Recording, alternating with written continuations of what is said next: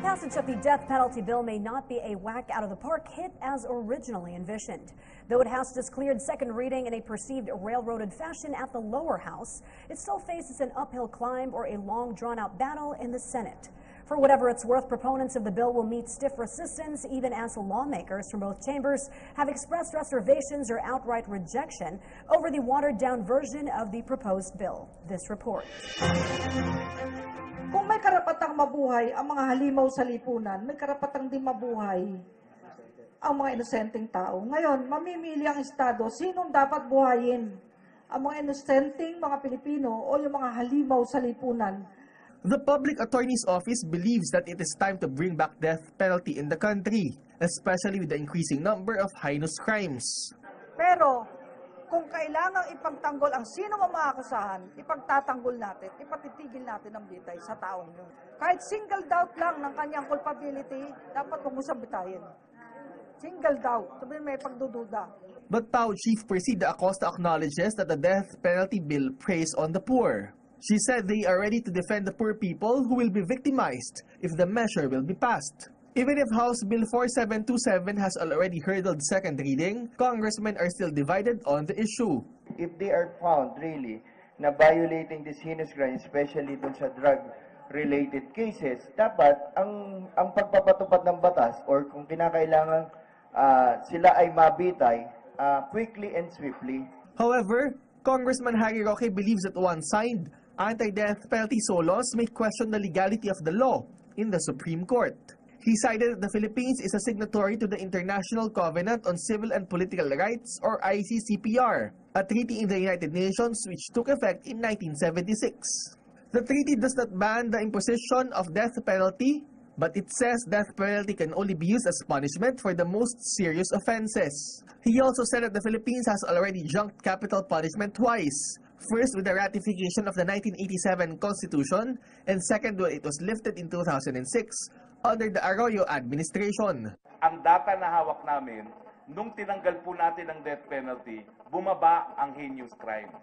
Ibig sabihin, miski walang deterrent effect dahil wala ng death penalty, dun pa po bumaba ang heinous crimes. Dapat law enforcement, hindi naman kung ano yung parusa. Dito nga sa ating bayan, sa drug cases, 10% lang ang conviction rate. Isa lang sa 10 ang napaparusahan. So paano naman matatakot yung mga drug pushers? Roque said he foresees a lot of absentee or abstaining congressmen once they put the death penalty to vote on third reading. Meanwhile, Bayan Muna Congressman Caloy Zarate said that a lot of things can still happen because death penalty isn't actually a priority of the Senate.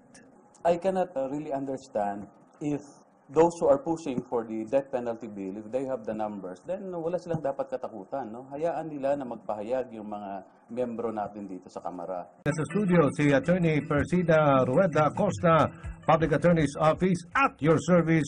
Attorney, good morning. Magandang umaga po, ma'am. Magandang umaga po sa inyong lahat at sa ating po mga kababayan, Luzon, Visayas, Mindanao, Global, sa ating mga FWs. Yes, universe. Anyway, Attorney, may pangalawang pagbasa na dyan sa Kongreso at hopefully lusot na po yan sa Kamara. Death penalty. At nakatutok lang tayo dyan sa drug-related cases. Pag may opinion niyo po doon, ma'am. Nagpapasalamat po ako sa lower house sapagkat merong insertion ng Section 8 na kung saan ang Solicitor General o ang Chief Public Attorney ay pwede pong mag-recommend sa ating Pangulo ng pag-suspend ng execution o kaya ay pag-reprieve. Okay. Ayan. At magpagpapatawad. So napakagandang safeguard po yan. Kung sakali may pagdududa po ang Public Attorney's Office sa culpability ng isang death convicts, pwede pong mapigil ang bitay. Okay. So, ganda po yan. Ganda, tuntua po ako nung makita ko po yung insert nila, nila Kong Pariñas, ni Kong Umali, at nung iba't iba pang mga proponents niyan. Section 8 po yon. Kaya kung matutuloy po ito at talagang aprobahan ng ating Kongreso, ay makakaasa po ang ating mga kababayan kung sino man po ang malalagay sa death row, ay gagawin po namin lahat ng paraan para mapag-aralan ang kanilang kaso. At kung talagang may pagdududa, a single iota of doubt, ay dapat po ay magsulat tayo, susulat tayo sa Pangulo o tatawag para po huwag ituloy ang pagbitay. Ang iniiwasan po dito, yung mabibitay kung sakasakali po, yung mga mahihirap lang po, yung walang pera, yun ang mga argumento ng kumakalaban po dito. Handa po ang Public Attorney's Office ngayon kasi may empowerment po tayo, human resource capability building. Iniisa-isa ko po ang mga region ngayon at talagang inihahanda natin sa pagpasok ng death penalty muli dahil kailangan po magagaling, mahuhusay at maging ang Special Appeal Division po natin ay nagtalaga po tayo ng magagaling na mga abogadong galing sa hindi lang sa mga University Belt Schools, galing Ateneo, UP, Sambeda, UST at iba pa pong magagaling na mga eskwelahan. At natutuwa po ako dahil sa Paulo, Republic Act 9406, napalakas po ang sweldo, napataas, na-upgrade. Okay. Dati po ay talagang kung sino lang po yung walang mapasukan, yun ang po pumupunta sa PAO. Ngayon po hindi. Mga top notcher, mga top students, nandiyan po. At sa Ateneo, dami pong pumapasok. At UP, Sambeda, at UST, yung mga talagang nandus lagi sa top notcher. At ito po ay magandang simula. Kaya yung Paulo po na yan, ay pinaglalaban po namin, nalungkot lang po kami. Ito pong si Senator De Lima, may ginawa pong bill. Ay mukhang pinahihina niya po yung PAO. Meron po siyang bill na biglang sinampa bago po siya maaresto. Ano po yun? Ay ang sinasabi, yung daw PAO chief na susunod, dapat dadaan sa JBC. Ay sabi ko, nawala na ng power ang Pangulo na pumili ng gusto niya at may trust and confidence siya. Bakit dadaan sa JBC? At hindi na pwedeng sumuporta ang local government units sa aming mga opisina. So parang hihina po yung ating opisina at magkakaroon di umano ng term na 6 na taon lamang magsisilbi ang PAO chief. Okay. Dean Hamon, good morning po. Good morning. Ayan si Good Dean morning, Hamon. sir. Oh. Good morning, ma'am. Kumustahin natin yung kasong napanigan yata. Partner. Ito, ma'am, yung mga power retirees, nanalo po sila. Doon, at pinaparelease sa DBM yung mga, ano po nila, yung kanilang payment sa, pagka-retire. Opo, napapasalamat po tayo kay Judge Maria Hilda Loha Pangilinan. Anak po yan ni Judge Guillermo Loha ng Manila. At yan po ay si Judge nagtrabaho din po di umano sa court, sa Supreme Court. At nagtrabaho rin sa Ombudsman. At talagang mapakagaling pong judge. Alam niyo kung sino pinaresinta namin testigo dyan? Si Senator Juan Ponce Enrile bilang author sa Senado ng Paulo. Sa lower house naman ay si Congressman Teddy Casino. At iba't iba pa mga testigo. Mga 7 po yung pinaresinta namin. At ito po ay sinampa, hindi laban sa DBM ngayon, kundi DBM ng nakaraang administrasyon. At si former Secretary Florencio Boots Abad po ay aming idinimanda. Pasensya siya. Bakit hindi kasi niya binayaran? Napakalinaw po ng batas. Ay, yung iba po, 10 po ang nasa ospital. 5 na ang namatay nang walang pambayad sa gamot, walang pagkain. Ay, siyempre nyo, hindi binayaran ng retirement gratuity. Samantalang ang GSIS, yung counterpart nila sa amin, nabayaran. Pero minimal lang po yun. Pero nagmakaawa na po ako sa kanila noon. Talagang tigib ng luha at hinagpis. Kaya po ako ay nung bago po bumaba ang nakaraang administrasyon, ay sabi ko, walang magagawa. Ididimanda natin talaga ang DBM at ang si Secretary Abad. Kala po siguro nila ang mga hukom ay hindi papanig sa tama.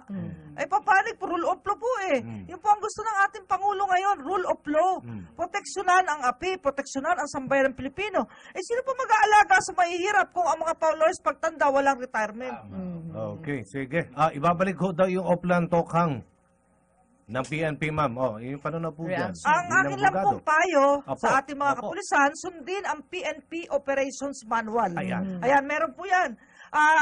Kung sakaling nalalaban, incapacitate lang. Kasi yung kailangan tamaan sa balikat o kaya sa kamay, sa paa. Yun po yun. At talagang gampanan ang kanilang tungkulin ng maingat para po talagang kung sakaling talagang wala nang magagawa, ay maunawaan ng taong bayan na ay nanlaban. Talagang nanlaban.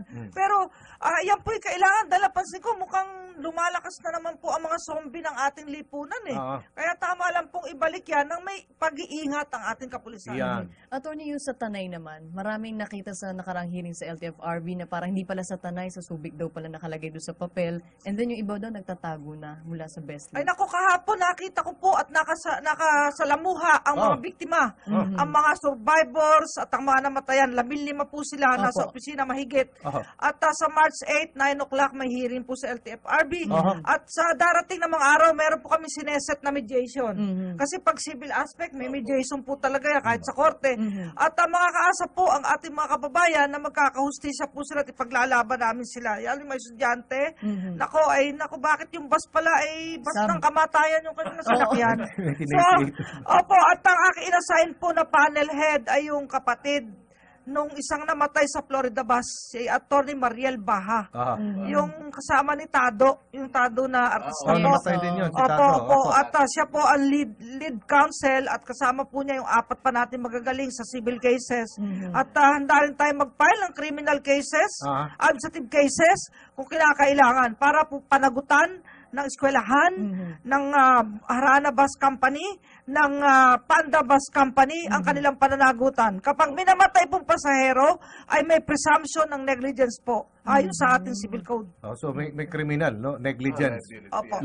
Criminal liabilities din. Meron. Okay. Tanungin lang si Ma'am. Ma'am, yung pong sinabi nitong Human Rights Watch, ano pong masasabi ninyo?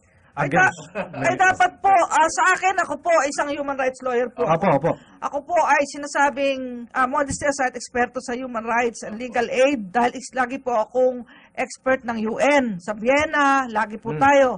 Ang masasabi ko po, ang human rights ay hindi para sa mga akusado lang. Ang human rights po ay para sa sambayan ng Pilipino, sa nakararaming Pilipino. Kung yung 4 na milyong contaminated ng droga, may human rights po ang 96 million Filipino people laban sa mga zombie sa ating lipunan. Bakit pagka ang namamatay ay akusado o kriminal, talagang ipinagbabandila nila sa buong mundo? Bakit pag ang pulis ang napatay sa kanyang pagganap ng tungkulin, wala man lang pumuri sa pulis, wala man lang magbigay ng kumpabuya sa pamilya. Bakit ganon? Pag ang sundalo ay napapatay sa bakbakan, bakit parang walang kwenta ang sundalong ito? Pero tingnan po natin yung karapatan, yung humanity, yung human rights ng mas nakararaming Pilipino na gusto ng kapayapaan, katahimikan, at maligtas sa mga halimaw ng lipunan. Gusto yata nila protektahan yung mga mga drug lords. Hindi yung mga inosenteng sibilyan. Ay, congratulations pala kay Mayor Inday Sara Duterte. Ay, kay Stonefish. Saan yung video natin? Labas nyo. At saka, Attorney, Women's Month ngayon. Okay. Ano po ang mensahe niyo sa ating mga kababaihan? Sa ating mga kababaihan, ang Pilipinas talagang nangunguna sa women's rights. Yes, totoo yan. Talagang ang mga lalaki sa Pilipinas, hindi naman under desire. Pero talagang mga gentleman sila isa sa tayo mga sa bansa, babae. nangunguna sa pagiging feminista. So, ang maganda po talaga ay magunita natin ang ating ina, ang ating kapatid na babae, ang ating anak na babae. So talaga ang karapatan ng kababaihan ay dapat po isulong ng ating bayan bilang halimbawa sa buong mundo. Okay. Yan. So, mensahe niyo po, sayang lahat tayo oras, Attorney, pero message na po na nais niyo iparating sa ating mga kababayan. Sa ating po mga kababayan, patuloy po tayo makipagkaisa para sa isusulong ng katarungan, kapayapaan at katotohanan sa ating bansa. At ako po'y nananalangin sa gabi-gabi, matuloy na sana ang peace process para wala na pong rebelde, wala na pong Pilipino laban sa Pilipino. Ay sadya namang matitigil, bakit naman kasi may napatay ng mga sundalong bata na nagwi-withdraw lang sa ATM, mali naman po yun. So, unawain din ang kabilang panig, karapatan po ng ating Pangulo na itigil muna pansamantala ang usapang pangkapayapaan. Pero ako'y nananalig, diyan po patungo ang ating bansa para hindi na tayo mahuli sa ibang bansa. Maraming salamat po, Attorney Persida Rueda Acosta. Bumabata ho kayo lagi. Nakikita kita parang patras parang walang hawak na kaso. Paano po? Naglalaba. Sa bahay. Success naman nanay nung araw, sir, di ba? Walang aerobics, walang gym. Alam mo, malapit na maging Supreme Court Justice ang ating... Hopefully, ma'am. Oy, congratulations. Hindi ako sinasama yata sa listahan. Ayaw lang sa akin eh. Hopefully. Thank you again, ma'am. Maraming salamat po. Mabuhay ang sambayan ng Pilipino. Okay, Attorney Persida Rueda Acosta.